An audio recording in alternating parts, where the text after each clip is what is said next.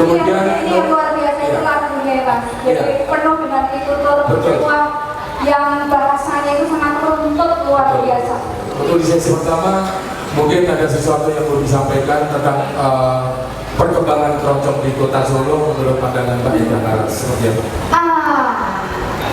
Kota Solo itu kan apa ya, tolok ukur perkembangan musik keroncong. Betul. Dan banyak orang melihat mendengar bahwa katanya sih keroncong mati suri, ya kan? Katanya begitu.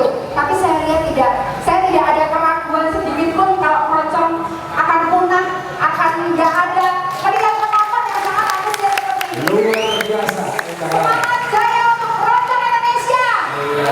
Baik, thank you. Terima kasih Mbak Ida. Untuk sesi berikutnya masih ditunggu. Tentunya makin malam makin banyak yang akan hadir.